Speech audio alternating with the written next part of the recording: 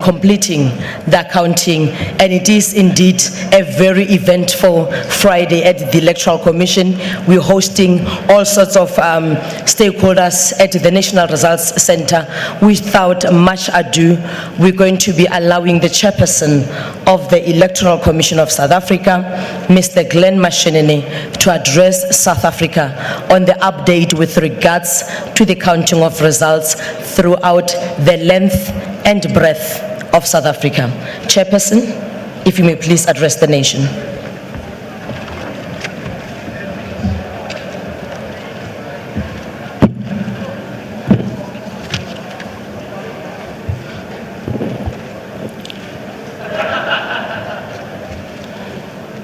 Thank you, Program Director, Ms. Kate Bapela, and thank you, South Africa.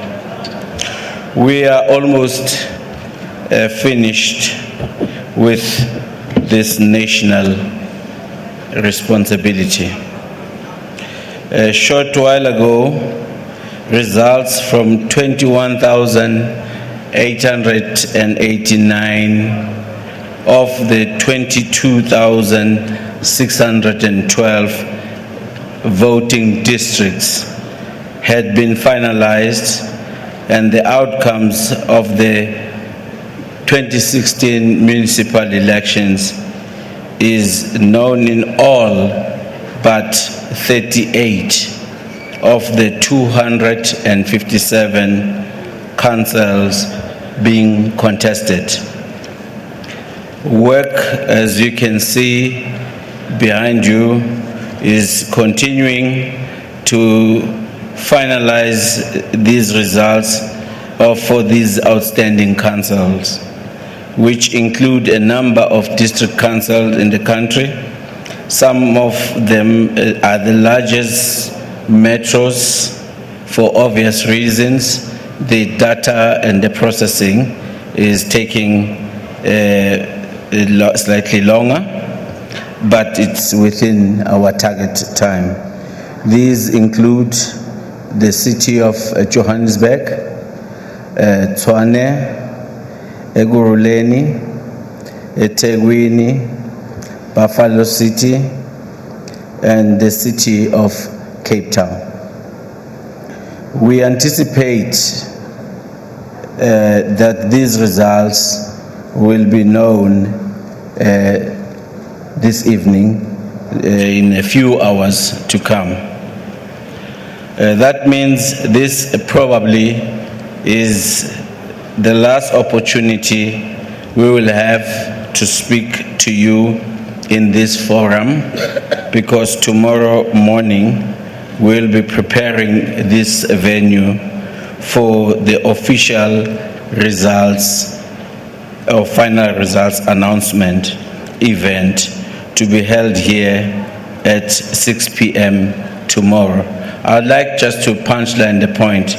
The results have not yet been finalized by the Commission. We still have to process in terms of the Section 55 of the Municipal Electoral Act. Parties and candidates have until probably already, it was until 5 p.m. on the second day of after voting, which was to allow them to lodge any objections which are material to the results. And we are then required as the Commission to take those things into consideration before we announce the final results. And a short while ago, as we speak, the Commission had received 49 objections, and the Commission will be meeting after this to consider each and every one of these particular objections. That does not include the others that have already been processed. Tomorrow, when we announce the final results, we'll have an opportunity to thank all of our partners in the election process.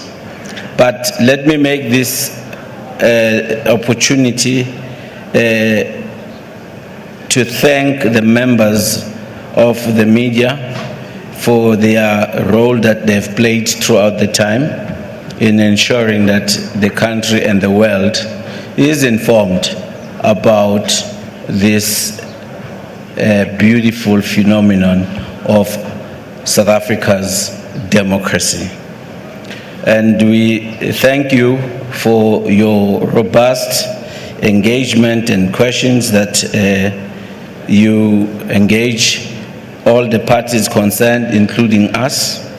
And this also has helped to showcase the elections of South Africa, that we do as a nation have something to be proud of, that we have such a capability that stands heads and shoulders above among some of its peers around the world. And we look forward to continuing this partnership in the upcoming by-elections and future elections, and especially also in that the areas we've identified that need continued and improved understanding by the voters of the voter education, the integrity of our systems, the integrity of the processes, and so on. And let me also thank all our key service providers that have been with us to ensure that most of the event has gone this smoothly. We thank them for their professionalism, and we thank everyone who has made the contribution. But as we indicated, we will be making a comprehensive expression of gratitude to all those parties here tomorrow.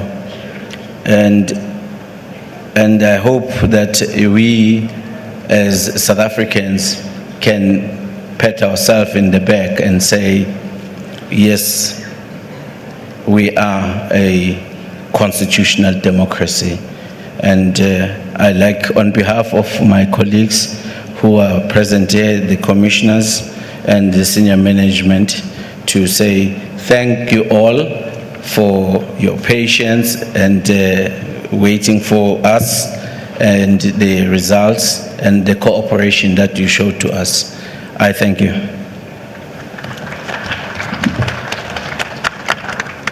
Thank you, Chairperson. Indeed, we are in the last 100-kilometer stretch. We can almost feel the end of these elections. I'm going to open the floor for questions, and let's see what issues needs clarity. I've got a hand here on my right. If I may request the colleagues who've got microphones to please assist us with the process.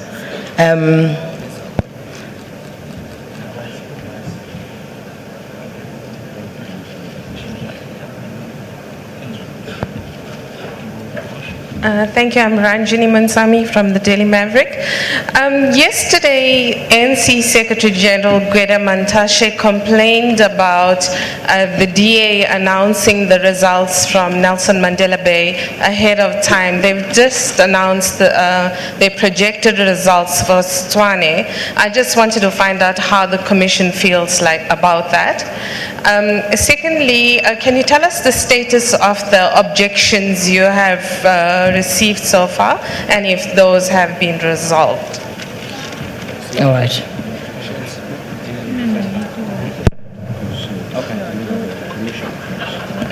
Hi, Kate. Am I next? Okay.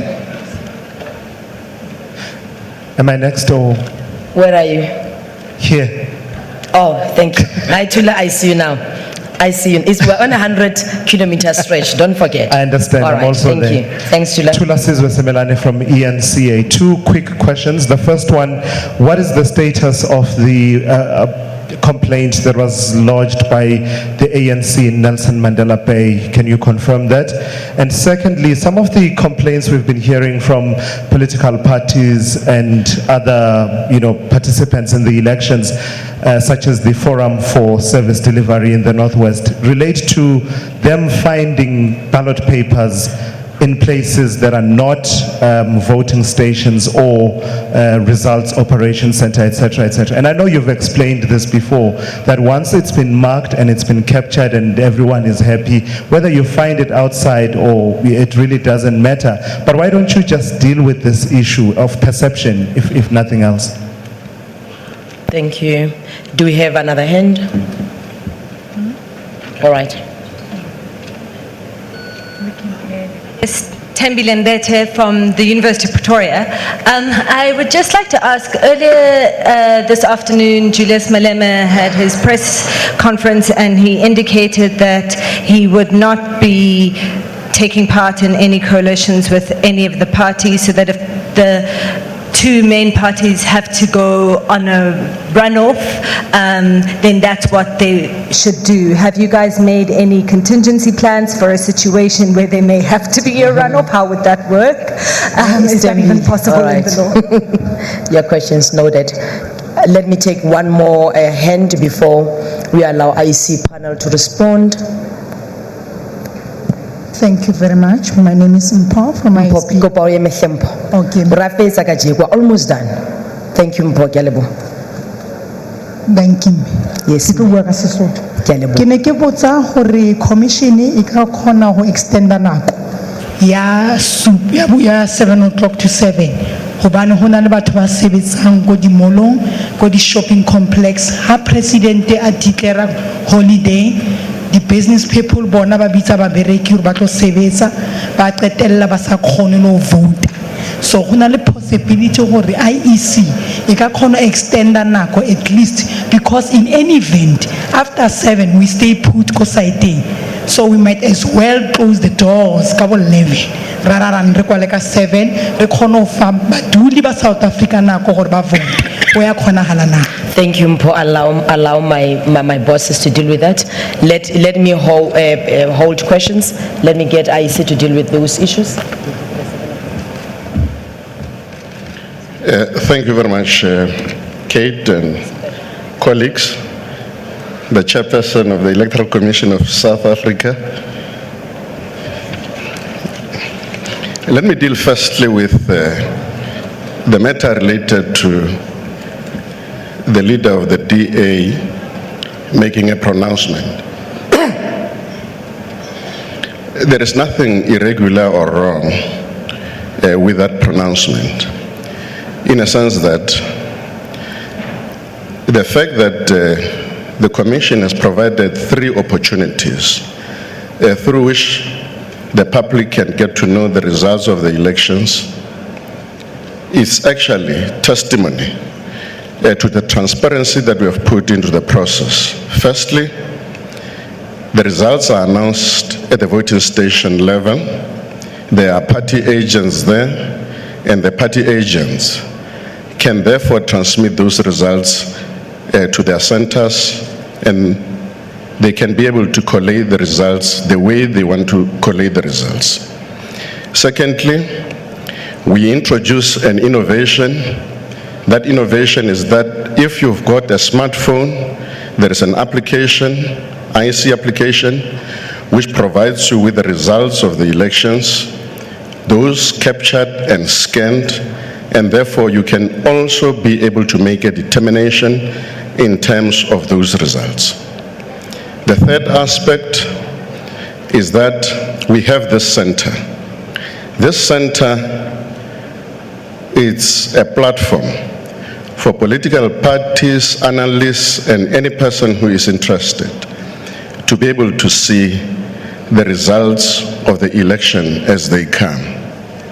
The chairperson of the commission has indicated that even though the results are here for everybody to see, they are not official results because we still have to go through particular processes, but they give you an indication.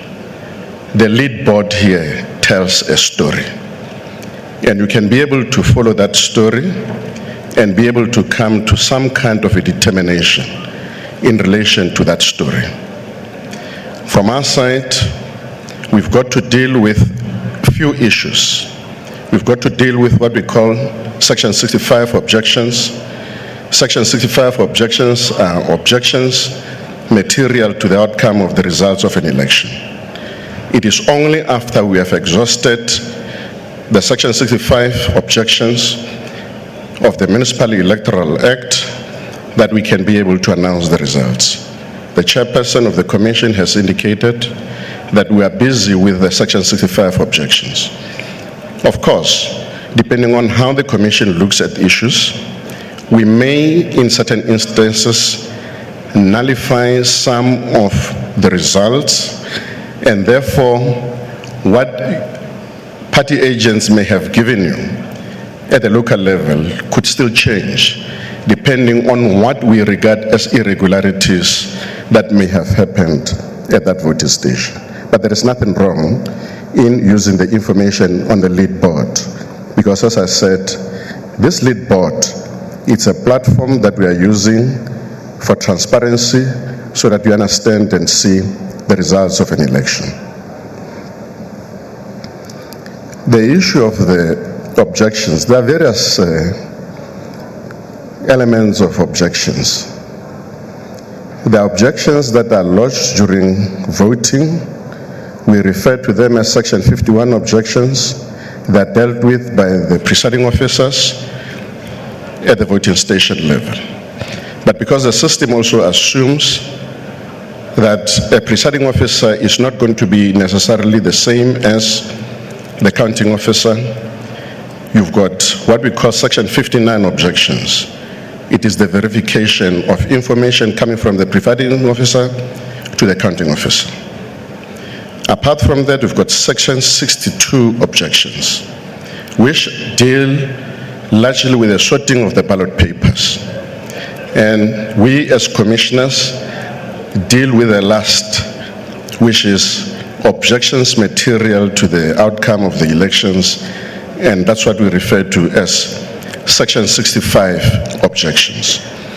The chairperson of the commission has already indicated some of the objections that we've been dealing with, but we will exhaust every objection that has been received by the commission before we announce the results of election as required in law.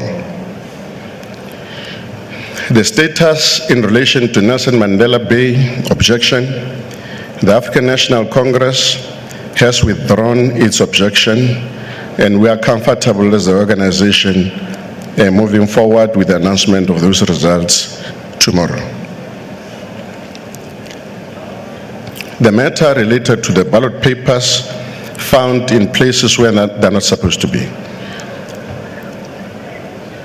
Of course, it's a breach in terms of our system, and we've tried to emphasize this to our staff, that ballot papers are the most prestigious and precious commodity we have as the commission, and they must be guarded jealously. We will deal with that as the commission in those areas where transgressions have happened. But we are comfortable and confident that those ballot papers had already been counted, the results thereof declared, and there is nothing irregular in relation to those results. But of course, we still have to deal with this issue so that our staff do not leave our ballot papers, even after they've been counted, unused. On the issue of Mr. Malema and the EFF and the issue of collusion, it is not within our province to deal with that particular aspect. Our responsibility, as contained within the Constitution, is to organize, manage, and run the elections, to ensure that those elections are free and fair, and to declare the results thereof. So what happens after that, it is really not in the province of the commission. the matter of extended hours for voting, remember that when we made this determination that we will now have a situation where we open voting stations at 7 until 7, it was a departure from the original arrangement. The original arrangement was that we close at 9 in the evening, but we did a study, as we normally do after every election. And our study indicated that the majority of people vote in the morning and very few in the afternoon. And after 7, nothing really happens. So this is really based on scientific information that we've got in our possession, and it informs our operations. And therefore, that decision is based on that understanding. I would like to believe that I've dealt sufficiently with the issues that were raised. Thank you. Thank you so much, VC. When people are on the queue already, they can also be assisted.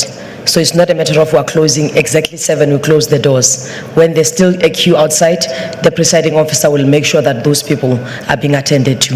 Looks like we're ready and set for tomorrow. Let me thank the IEC panel commissioners as well as the chief electoral officer. We really are set for results. As I see a hand, VC, at the end. All right. Let me not lock you out. Amogelang Bata from Bloomberg News. Yes. Just for planning purposes, we're expecting those final results out in the next few hours. Could you give us an estimation just for planning purposes, if possible? Our planned program for tomorrow, we're starting at 6 o'clock. So 5 o'clock, the venue will already be preparing it for the event. Our planned schedule is 6 o'clock, from 6 o'clock to 7. And we will issue out, by the way, an invite to members of the media. If you may please RSVP, it's going to be a double day tomorrow. So we're requesting whatever communique we send out, if you may please RSVP so that you can plan properly. But we will definitely give you enough time to can be able to be at the Rock when the chairperson of the Electoral Commission does pronounce the official results for the 2016 municipal elections. I thank you.